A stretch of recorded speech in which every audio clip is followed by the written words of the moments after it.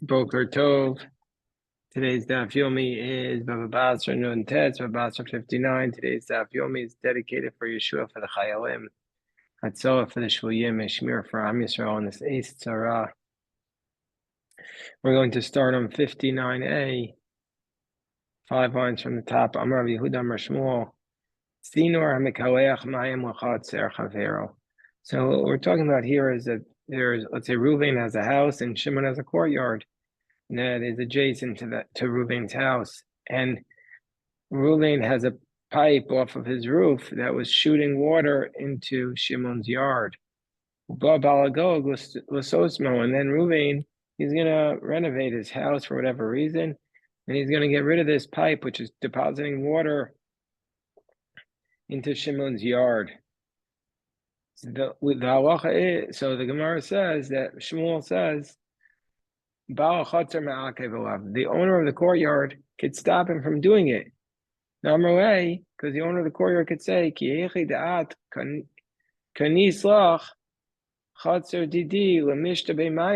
owner of the courtyard could say to the owner of the house, just like you acquired the right to shoot water into my courtyard, Maya de Igrach, I also acquired, so to speak, the right to get the water coming off your roof. Means, say, this is a right that I have, that we've been living like this, and you can't take that away from me. So now, and this is perhaps even more interesting than the actual halacha, is a discussion around the halacha. In Mar, we learned that Rabbi Yoshaya says ma'akev. Rabbi Yoshaya said it is ma'akev. Rabbi Yoshaya said that the person in the courtyard can stop the person on the roof from stopping the water. Rabbi Chama says eino ma'akev. Rabbi Chama is the father of Rabbi Yoshaya, and he says he can't stop him. Azal shayle Rabbi Bisa, but then they went and asked Rabbi Bisa. It's not clear who exactly went. It could be that Rabbi Yoshaya went with his father, Rabbi Chama, and Rabbi Bisa is their grandfather. He's the father of Rabbi Chama. And Rabbi Bisa said, ma'akev. He says he could stop it. So Rabbi Yoshaya says he could stop it. Rabbi Chama says he can't. And then the grandfather agreed with the grandson he could stop it. So Karyole Rami Bar Chama saw this, and he said about them, that the cord that is bound 3 times, the 3-pound cord will not quickly be broken. Meaning when you have a grandfather, a father, and a son studying the Torah, it will not be easy to separate it. Not only that, and he said, this is this generation.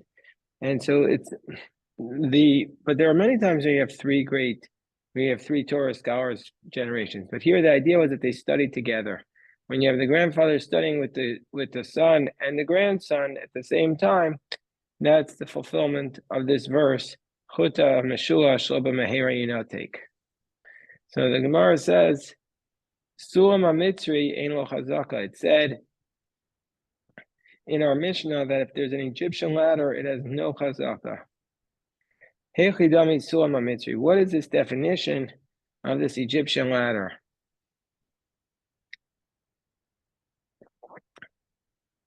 Amri Debei Rabbi Yanai Kol She'en Lo Arba Chavakin. An Egyptian ladder, that meaning to say that if a person puts an Egyptian ladder in his friend's field, is not established a chazaka because it's easily movable. Anything that doesn't have 4 rungs on it could easily be moved, so therefore he is not established a chazaka. But if it's 4 rungs, then it's permanent, and then he could establish a chazaka with it. I was thinking that this is actually a continuation of the previous sugya. The previous sugya said the 3-bound cord is not easily torn apart, and now we're saying actually you need 4 rungs in order to not make it torn apart. Maishna, the Gemara said the Chulun Mitzvah says no chazaka. Maishna gabe suam the lo mefarish. Maishna gabe chalon the mefarish. Why is it the case as it relates to a suam that we say? Why is it the case as it relates to a suam that the Mishnah says doesn't define what a suam mitzvah is, but when it comes to a window, it says the chalona mitzvah is something, it doesn't establish a chazaka. It's so small you can't stick your head in.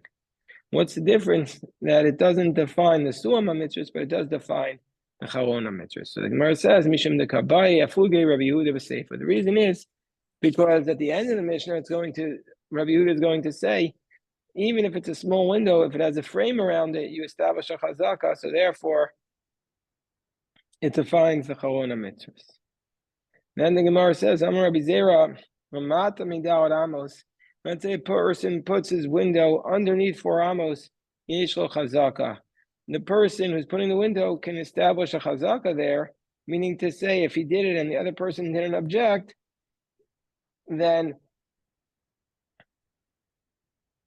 he can establish a chazaka is the right to use it, because since it's big and also he can look from it, so therefore he has a chazaka because the person shouldn't have allowed him to do it.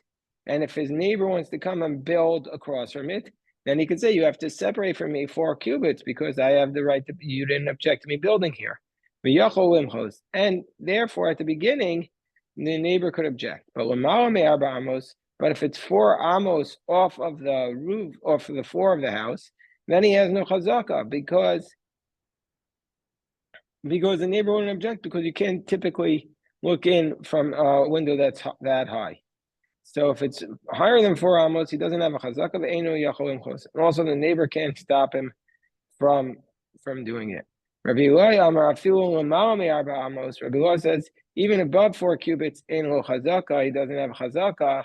He can't establish a chazaka. And the neighbor can object. So what is the argument between Rabbi Eloi and Rabbi Zera about? Mar wants to suggest that maybe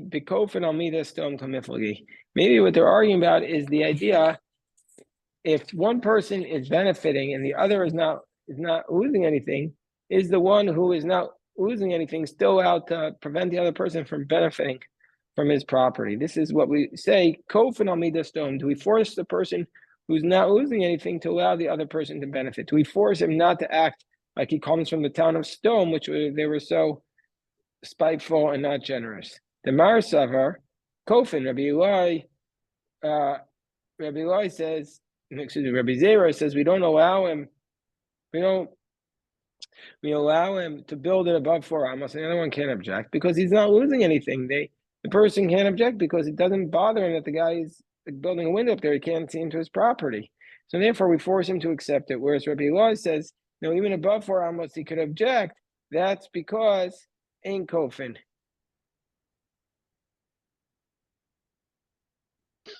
So Gemara says no. The Kuli Alma kofin. Everybody says that we force. Mishani Acha, but Rabbi Eloi says the reason why he could object here is the Amar way, because he says to him, Zimnin Musafta Shoshifa Tutach V'Kayamas V'Kachazis. No, you really couldn't look into my property, because sometimes you bring a bench there and you stand on it and you'll look into my property. Now, who's also a Kame Rabbi Ami? So there was a person who came in front of Rabbi Ami. Shadro Kame Rabbi Avbar Mamo. He wanted to know, can you object? Basically, he came in front of him and he wanted to know if I could put the window above 4 amos. And his friend was, the other guy was objecting. So this person came, and Rabbi Amr, so we send him to Rabbi Amr Mamo. Amrlei Avid like Rabbi Eli. He says, I rule like Rabbi Eli, means to say that he could object. And we see that that's the halacha, that the owner of the courtyard could object him putting in the window. But Amrlei, Amr Shmuel Ora, and if it's for light, I feel kol shu yesh lo chazaka. Meaning, if the window was made to allow light to come in, and otherwise where it's dark, then we don't even need it to be a tsuri window. But even an Egyptian window, he could establish a chazaka right away. What does it mean, a window for light? Either it means that there's no light in the house, is the only light. Is one opinion. Another opinion is it brings in a little bit more light. Or a third opinion is it's very clear that this window was built for light because the way it is that it's very narrow peering out, but wide in, so very clearly it's to allow the light to enter. These are some of the ideas. There's more opinions, but if it's for light, then you establish a chazaka right away because the person needs the light. So now we're up to the next Mishnah. Haziz. Aziz is a protrusion coming out of your wall, or like a ledge that's coming out. Then ad tefach yechel chazaka. If the ziz is a handbreadth, then up until a tefach, once it reaches the size of a handbreadth, then you establish a chazaka of a protrusion into your neighbor's property. And he either needs to object, or you're allowed to keep it there. V'yachol imchos, v'yachol imchos. And at the same time, the person can object right away to stop you from putting it up. Rashbam explains on the top of 59b. If somebody wants to make his protrusion going one handbreadth in to the courtyard of his friend, the owner of the courtyard could say, no, you can't do it. And we don't say, oh, what are you losing? Because he is losing, because he's protruding his piece into his property.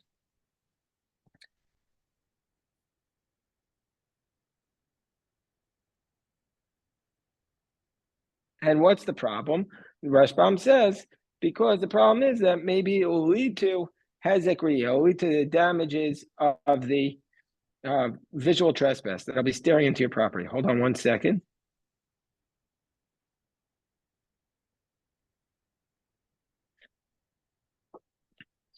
Okay. Amar Rabbi Asi, Amar Rabbi Mani, Amar Rabbi Yaakov. So I don't even remember if I said this, but if it's less than tefach, then he doesn't then establish a chazaka, and also the neighbor can object. What does it mean he doesn't establish a chazaka? Then if the owner of the courtyard wants to build a building and break it, since it's less than tefach, it's not significant, and the owner of the house can object. And so therefore but other than that, he can't object. And we'll see what that means. So Amar Rabbi Asi, Amar Mani, Amar Rabbi Yaakov, Amar Rabbi Mani. He says, Hichzik b'tefach, hichzik b'dalad. So we have the statement that Rabbi Mani made, which he said, once you grab a hold of a tefach, once you have the chazaka of this protrusion, this ledge, going at a tefach, you have the chazaka of dalad tefachim, of 4 handbreadths. So the Gemara says, what does this mean? This is what it means. Hechzik rochav tefach b'meshach arba. Let's say the width is 1 tefach and a length of 4. Hechzik b'rochav arba. Then he has the right to, once it has a protrusion of 4, he can also do a width of 4. That was the intent of the ledge. If it's less than a tefach, he has not established a chazaka, and also he can't object. So who can object? Amar Afuna Shanu El Balagag Balachatzer. The owner of the roof cannot object to the owner of the courtyard from using his ledge. Meaning to say, the owner of the roof, who is also the owner of the ledge, and he wants to stop the owner of the courtyard from using his ledge, he can't object, because since the courtyard is lower down than the protrusion, if the owner of the courtyard is using, he's not going to be seeing into his property. But the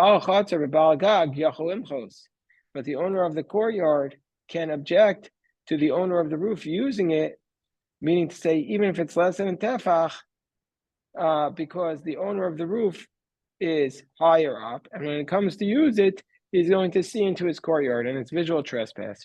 Rabbi Yehuda says,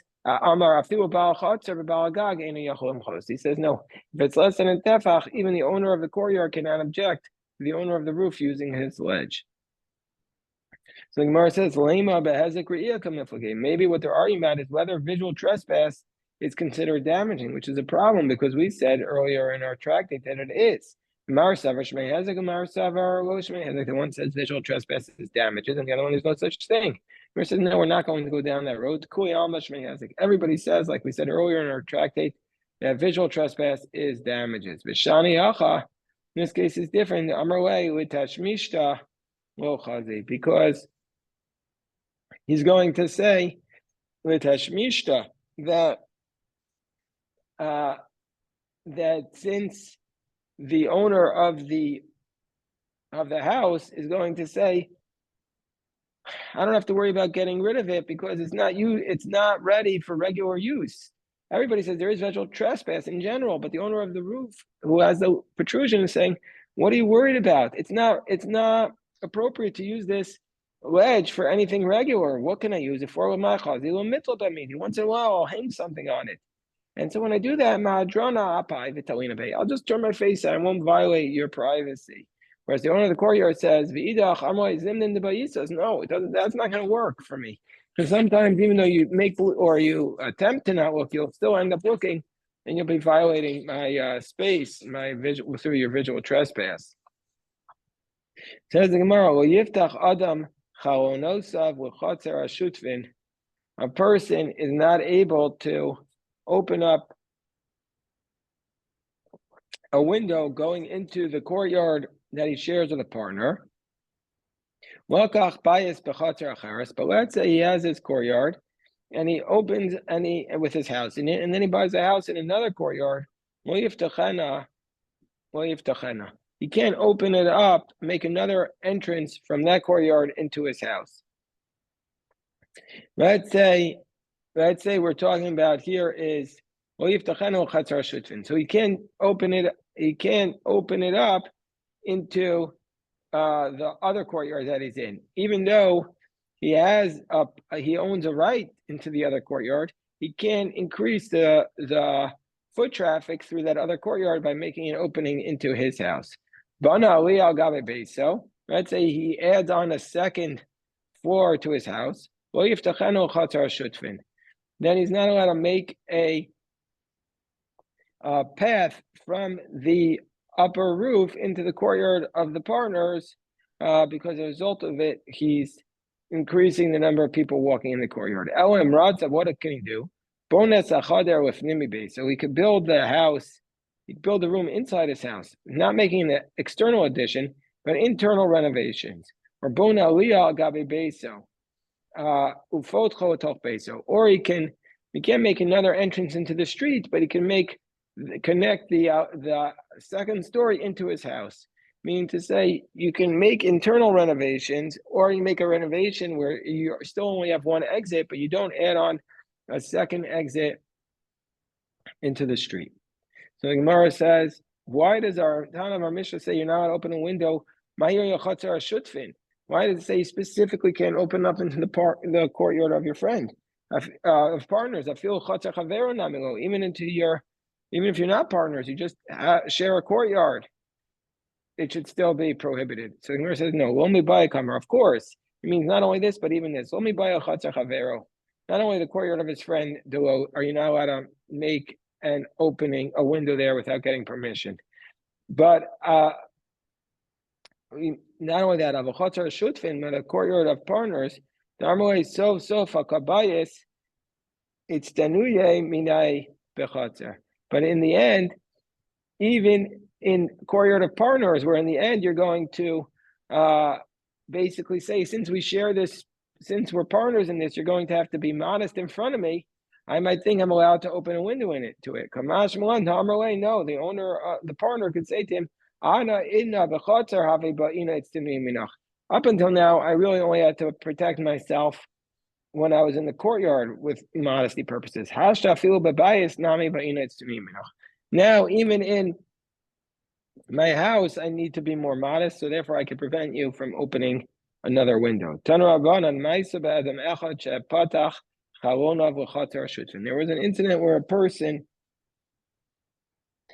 an incident where a person basically opened up his window into the courtyard of his partners,